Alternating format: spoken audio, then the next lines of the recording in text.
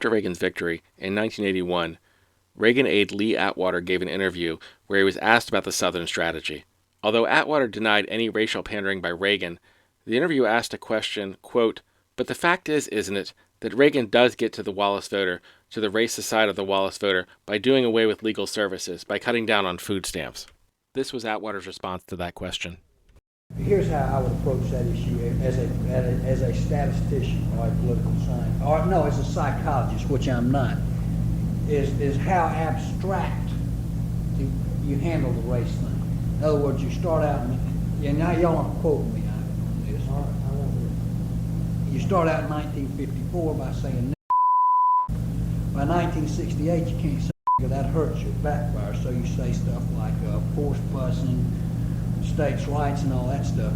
And you're getting so abstract now, you're talking about cutting taxes, and all of these things you're talking about are totally economic things, and the byproduct of them is blacks get hurt worse than whites. And subconsciously, maybe that is part of it. I'm not saying that, but I'm saying that if it is getting that abstract and that coded, that we're doing away with the racial problem one way or the other. You follow me?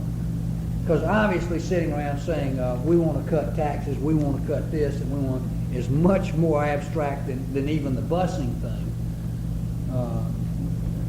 and a hell of a lot more abstract than you know. So any way you look at it, race is coming on the back burner. Not only was Atwater not fired or reprimanded for this response, he became the deputy campaign manager for Reagan's 1984 campaign, the campaign manager for George Bush's 1988 campaign, and the chairman of the Republican National Committee in 1989. History is awkward.